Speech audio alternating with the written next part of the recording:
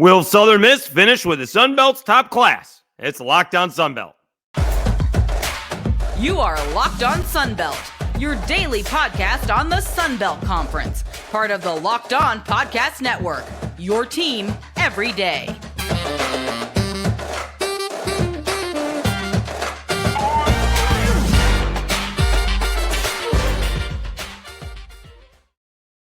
All right, welcome back to another edition of Locked On Sun Belt, your team every day. Today's episode is brought to you by Gametime.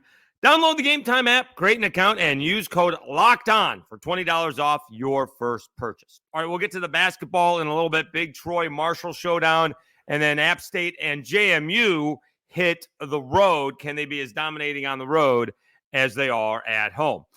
Today is signing day, and heading into this is being recorded on Tuesday. So heading into the day, at least on 24/7. All right. Southern Miss is your top dog. The Fighting Will Halls have 21 commits. They're the top team.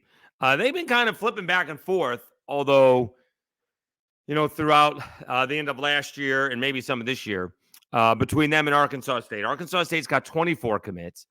South Alabama kind of sneaking up. South Alabama has 20 commits. They're third. And that's without Kane Womack. We'll see how many of those guys sign on the dotted line come on Wednesday. Coastal Carolina, 22. Tim Beck, really his first full recruiting class. Clay Helton comes in at 5th with Georgia Southern, 21 commits. App State, 19 at 6th. Texas State, 16 commits. Marshall has 15. They're 8th. Troy, 14. But that's kind of going to be with the deal with a new coach. Monroe, 28 commits. He's brought in a lot.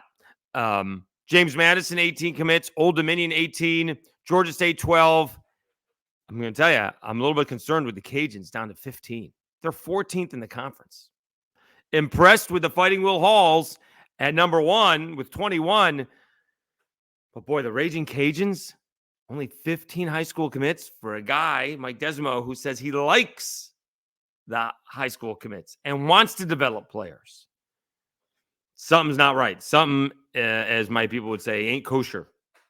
What's going on there with Raging Cajuns recruiting? We'll see what happens later today and throughout the day. We'll probably have a full recap. Well, we'll see. We may have to skip the basketball recap depending on what happens on a Wednesday. If there's a huge turn of events. Here's the thing with the Southern Miss 21 commits, and I think we've brought this up before. For that to have an effect, one would think Will Hall's got to be there for a couple of years. I know it's not like it used to be where, unless it's just an edge rusher or running back or linebacker, very few, maybe a freshman tackle, but even those are few and far between. Unless it's an absolute special player, the chances of your true freshman at a high school starting even at the group of 5 level is a little bit tough. It doesn't happen very often. They may get into the rotation, split with some other guys, maybe see the field a little bit, but it usually doesn't happen all that much. And so for the Southern Miss class to have an effect, right, it's going to be 2 or 3 years before we know. And I'm hoping, for him and Southern Miss, that Will Hall can see an improvement from last year to see that class can have an effect down the road. You may have a couple of pieces here, a couple of pieces there, but you really want to, it's going to take a couple of years for the class to have an effect. Now, Arkansas State, his classes, Butch Jones's classes, having an effect, right? They turned it around. Jalen Rayner, he's the guy in charge. He's the QB. And so now from Butch Jones's first class, those guys are going to be, juniors, I think. And so it's time for them to step up and see what they have. He's had some really good classes here over the last few years, right? So 23 takes a little bit of time to get it. 23, the number 1 class. 22, he had the number 2 class. right? And 21 doesn't really count. He had just gotten there. Let's see what it is anyways. Yeah, he had just gotten there. It was 6th. So that one doesn't really count. But even, right, the 22 class is still going to be juniors. And so we'll see if Arkansas State, again, Texas State seems to be in flux with the quarterback situation. We'll see how the whole team reacts to what happened with that whole situation. South Alabama being 3rd, right? Not a whole lot of transition there from, we got a lot of transition with coaches. Some coaches left and came back. And Major Applewhite is sticking around. And so you have a chance to where the team that Kane Womack and Major Applewhite and Corey Platoon were building, this was it, right? They walked into a team that needed work on the offensive line. They got that done. They brought in Jake Bentley to give them something at quarterback, and then they brought in Carter Bradley. And so that's what they've had for 3 years now, some experience in there. Gio Lopez is going to be the first kind of recruit that has taken over. We think if he's going to get the job. And so the classes that South Alabama has brought in, not the highest ranking classes of all time. They usually rely on the transfer portal. The Kane Womack was pretty proficient in that. We'll see what happens. All right. Tim Beck, again, really impressed with what he did. What he was trying to do at the beginning of last year wasn't working. They reverted back to what Grayson McCall was more comfortable with. And so we'll see with the spring ball and the fall ball a little bit more back to what maybe Tim Beck likes to do. We'll see. Georgia Southern, pretty good class, 21 commits. App State, Sean Clark. Not a bad class, 19 commits. A little bit surprised at Texas State, only 16 commits. Something seems to be off there. They did have a bunch last year, right? Marshall, only 15 commits. Something's off there. Troy, new coach, not shocking. I think Monroe has brought in like 38 players. Like he's a third of the class. Third of the whole team is turned over. JMU, 16 commits. We really did appreciate Bob Chesney hopping on. I thought he was great. And I know I took a snippet to preview it, but I really didn't. I only asked him about expectations there. He kind of brought up the whole, this is how many people have left. All right, that is reality. Now, we hope we filled the team with transfer portal and recruits, but he sort of, excuse me, sort of was telling, I thought, JMU fans, we lost a little bit. You're going to have to give it a little bit of time to get it back to where we know it can be. And I think he will. I absolutely do think he will. He's been a winner wherever he's gone. I don't think it's going to be a difference at JMU. It may take a year. We'll see who the quarterback is and when they name it. All right. Old Dominion coming off, a bowl season. Didn't finish up the bowl game all that great, but I don't think that takes away from the bowl game, takes away from the season. A little bit disappointing way to finish, but certainly great way to head into the offseason was, making the bowl game. Georgia State, 12 commits. We did see Sean Elliott at the Senior Bowl, so we're going to try and get him on. Really did talk about, they went 5-1 and beat the Cajuns and then couldn't win a game. I guess there were more injuries than I realized. And then they went out west in a game that I thought they were going to get clobbered in, and they clobbered Utah State. So he was a good sport. Wouldn't tell me what his karaoke song was, or wouldn't karaoke. But we're looking forward to have him on. And again, I'm a little bit concerned about the Cajuns. 15. That's an issue, right? And it's not going to be an issue for next season, but that's an issue for down the road. So we'll see where the classes are when they finish up on a Wednesday. Probably should take a snapshot just to see who changes moving forward. All right, that's a good idea. I'll take a snapshot and we can compare it later on in the week. All right, let's take a timeout. When we come back, big showdown. Marshall taking on Troy. We'll preview some of Wednesday's action. Well, we'll preview all of Wednesday's action coming up next on Locked On Sunbelt, your team every day. let me tell you about Gametime.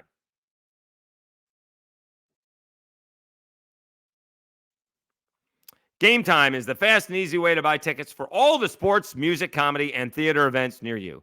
And right now, all users get $100 off when they buy a big game ticket with code Vegas100. With killer last-minute deals, all-in prices, views from your seat, and their best price guarantee, Gametime takes guesswork out of buying tickets.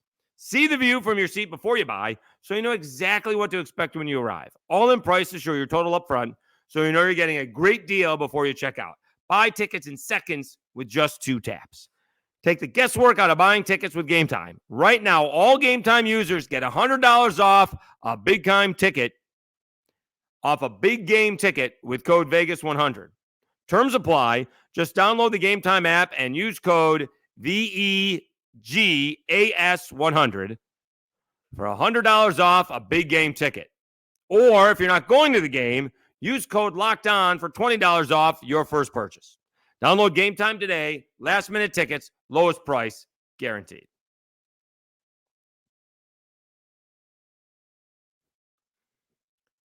All right, Dave Schultz, Locked On Sunbelt, your team every day. Did not realize, to be honest with you, Super Genius thought that, the Cajuns were playing Wednesday. So we'll have a few games to preview for Wednesday and then a few games to preview for Thursday. But wouldn't you know it? Everyone's playing on Wednesday. And then everyone but the Cajuns are playing on Saturday. They will play Bowling Green on Sunday before, as it turns out, the Super Bowl, one would hope. 2 o'clock Central Time. So we'll get home before the Super Bowl. All right, so, and those are the MAC matchups, all at Sunbelt game, all at Sunbelt foes. All right, so one of the big ball games on Wednesday, excuse me, is Troy hosting a Marshall. Marshall trying to keep pace, trying to get back in that 4th spot, have a shot at the 4th spot. Last week, Bob Marlin says there's really, he said 5 teams fighting for 4 spots. Right now, it seems to be about 3 teams fighting for 2, depending on what happens with App State and Troy. If Marshall can knock off Troy, they could find themselves back in 3rd or tied for 3rd place. Whereas with Troy losing, that brings the Cajuns and JMU into play into 2nd place. So this is a big ball game. Troy, 8.5 point favorites. I like Troy to win the game. I like Marshall to cover. That's a lot of points. I think that's a lot of points. I'm going to take Marshall to cover. I think Troy wins, though. Is that hedging my bet? I'm taking Marshall to cover. 8.5 points. All right, another ball game. Richie Riley expected to be back with Georgia Southern after the passing of his mother. South Alabama, straight struggling. I don't know what's going on with Isaiah Gator. The broadcaster here in town, Jay Walker, said he may be in the doghouse. I don't know about that. I just don't think he's playing very well. I heard he was under the weather. Again, he had 25 points 2 Saturdays ago against the Cajuns. I don't know if he's had 15 points since. It could be 11. I don't think he scored in the Cajuns' last ball game. I don't know what's happened with Isaiah Gator. It was like Kobe Julian was leading the conference in scoring. Isaiah Gator was 2nd, and Gator, I think, has 11 points combined over his last 4 ball games. So we'll see if Richie Riley can get him straightened out. Georgia Southern will not be a pushover. All right, Georgia Southern 5-6. South Alabama has lost 5 in a row.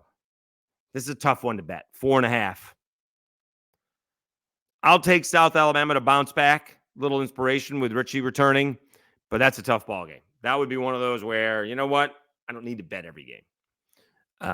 That would be one I would stay away from. But if I'm going to choose, I'll take South Alabama at home to win and to cover. Monroe 3-8. They're taking on Coastal Carolina. Monroe 5.5 point favorites. They had won a few in a row. And Coastal Carolina, did they just get a win? Didn't they just beat Marshall? Isn't that right? They lost to Marshall pretty badly. Oh, they beat Georgia State the previous week. That was a bad loss for Georgia State. Yeah, that was a bad loss. No, Coastal lost badly to James Madison and to Marshall. My mistake. Tough to, neither team is great. Coastal Carolina is 6-16. Monroe is 7-14. I'll take Monroe at home, although they're 5.5-point favorites. I'll take Monroe at home to cover. All right. All right, one more. Let's do Southern Miss against Old Dominion. And what an odd matchup this is. Unfortunately, we got the news on Tuesday that Southern Miss head coach Jade Ladner, he had a medical issue, and he's going to step away from the team. He is expected to make a full recovery, but it appears that he had a heart attack. And Jeff Jones from Old Dominion had a heart attack. Jeff Jones dealing with a heart attack and trying to overcome cancer. So hearts literally will be heavy in this ball game. Southern Miss has lost a couple in a row. They're 6-5 and has fallen out of that third place tie, right? They are 5th in the conference. They're 2 games behind JMU and the Cajuns, 1 game behind Marshall. So they're actually 6th in the conference. Yeah, they're 6th. So we'll see how that goes. Old Dominion 2-9. They just beat somebody, but they did get hammered by JMU, although they did cover. They beat Marshall. There you go. They beat Marshall a week ago. So, again, our best wishes. I haven't had him on the show this year. The one time we did have him last season, he was outstanding. One of the biggest turnarounds in college basketball history last season. Missing a couple of guys this year. We'll see if Victor Hart and Curbelo come back. That would be a big difference, especially you'll know it if they come back. That Southern Miss line of 5.5 will go up. All right, let's take let's take a timeout. We'll come back. We'll talk about the remaining games on the Sun Belt schedule for Wednesday. You got the Cajuns, you got App State, and JMU, 3 of the top teams in the conference, not playing each other. Not one of those teams are playing the other one. All right. We'll do that when we come back. Let me tell you a little bit about FanDuel. Happy Super Bowl to all those who celebrate from FanDuel, America's #1 sportsbook. If you're like me, Super Bowl Sunday is all about scoring the best seat on the couch, grabbing your favorite football snacks, and placing some super bets. FanDuel has so many ways for you to end the season with a W, or 2 or 3. Now, not only can you bet on who will win Super Bowl 58, but FanDuel also has bets for which players will score a touchdown, how many points will be scored, and so much more. New customers, join today and you'll get $200 in bonus bets if your first bet of $5 or more wins. Visit FanDuel.com/lockedon to sign up. That's FanDuel.com/lockedon. Make every moment more with FanDuel, an official sportsbook partner of the NFL. Excuse me. I got something caught in my throat. Okay, Dave Schultz, Locked On Sunbelt, your team every day. Let's wrap up the preview of tonight's basketball action. The Cajuns hosting Georgia State. Cajuns 8.5-point favorites. I'll probably take that. Cajuns have won 8 in a row. Georgia State, I think it's now lost 6 in a row. So, yeah, the Cajuns have won 7. They're going for 8 straight. And Georgia State has lost 6 in a row. They've lost some tough ball games. They played well against Troy. Couldn't get it done at the end. App State, they played well for a half. Coastal Carolina, they probably should have won. They lost at Marshall. Got hammered by Georgia Southern a week after they hammered Georgia Southern, and they lost by 8 to App State. So they have played tough. And a couple of times they've played tough on the road. They had this 4-game road trip before the last 2 games were at home. I mean, they only lost App State by 8 on the road. They did get hammered by Georgia Southern, but they lost by a 9 on the road to Marshall. They lost by 2 on the road to Coastal. So that should teach me something. But I think the Cajuns have been playing extremely well, and they're going to want to, as much as possible, extend that winning streak to 8 straight. I will say Matt Stewart does a lot of Sunbelt basketball. He does the tournament, and he also hosts like Sunbelt Media Days. It's possible. How about this one? I didn't look at it from both sides. I probably should have. Cajuns could have a 10-game winning streak. And App State could be on an 11-game winning streak by the time they meet. It's next Saturday. I believe it's next Saturday or next weekend. Now, that would be, we'd think that ESPN would move that to the U or to the Deuce or something. Because that'll be among the nation's longest winning streaks at the time, if that's the case. So we shall see. So I'll take the Cajuns over Georgia State. All right, now JMU is heading to Arkansas State. To tell you how tough it is to win on the road, JMU is a 4.5-point favorite.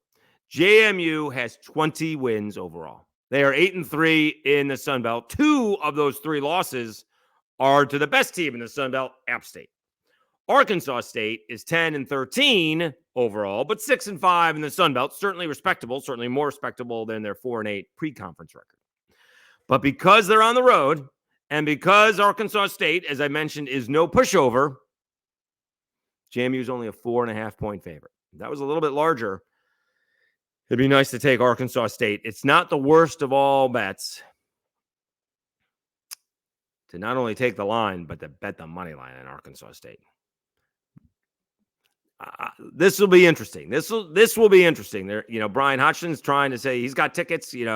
First come, first serve. See what kind of crowd they can get in on a weeknight. Arkansas State has gone into Louisville. I know that's no great shakes, and taken down the Cardinals. They lost to the Cajuns at home, and in that ball game, Brian Hodgson complains about the energy. I don't think there's going to be a lack of energy for this one. James Madison is one of the few teams in the nation that has 20 wins. Arkansas State is going to be pumped up. I'm going to take Arkansas State in an upset. I think it's going to be close, but I'll take Arkansas State in an upset. Texas State hosting App State. Texas State has won. Have they won a couple in a row? Yeah, they have. They took down South Alabama and then beat a weary Southern Miss team. So they've won a couple in a row, and they were getting clobbered. They got clobbered by the Cajuns. They had a close loss to Arkansas State, but got clobbered by Troy, got clobbered by the Cajuns again. Then they beat up South Alabama pretty good and hung on against Southern Miss. I still think App State is too good. The only thing that you could do is if somehow App State is looking ahead. I don't know why that would be. They've been on the road for 2 ball games. They beat the Georgias last week. They're going to Texas State and then coming home for 3. Oh no, the Cajuns game, I guess, is that on a Wednesday? Oh, maybe that is on I thought it was next week. Hold on. I'm one short. Let me see here. Let me see the date. Oh no, I am right. It's Saturday the 17th. So I am correct. Okay. So it's Saturday the 17th. So they are home against Toledo. I guess I just got confused with that.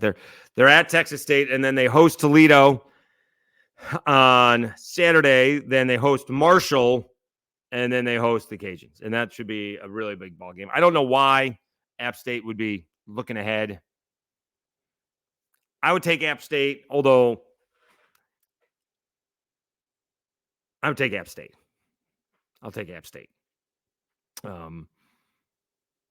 If it was a few more points, I might not, like 10 or 11. But because it's under 10, I'll take App State. I think App State's going to win. That's generally the way I go. If I think you're going to win, I'm going to take you. Except I guess I did that backwards with Troy, right? I think Troy will win, but I think Marshall will cover. That seemed like a lot of points for Troy, comparably so. So we shall find out. All right. Because it is a Wednesday night action. Otherwise, I'd have a good time with my nephew, Sam. I'm a big Louisville fan. Not happy. Syracuse fan, me. And that game is, on TV on tonight. We could live stream it with a cool live tweeting reaction. But we will be at the Cajuns ball game covering that. And then we got softball. We do need to talk softball. Softball is beginning Thursday for the Cajuns. Chattanooga coming in. So we'll see what's going on there. Cajuns, again, predicted to kind of roll. We'll see how that works out in the Sun Belt. I don't think they've lost a Sun Belt series like in a decade.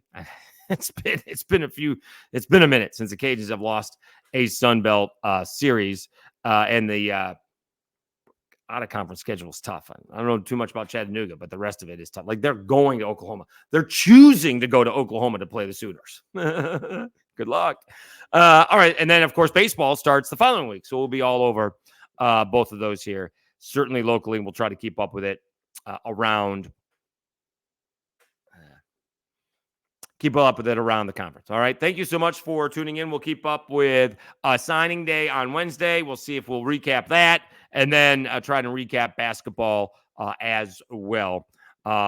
Rumors have it we may have another one of the new head coaches. We've had 2 on, and we got 2 more to go. We'll see. We don't want to ruin the surprise, or in my case, jinx it. So we'll see if we have a special guest to come on Friday. All right. Thanks so much for tuning in. I'm your host, Dave Schultz, and you've been listening and watching to Locked On Sunbelt, your team every day.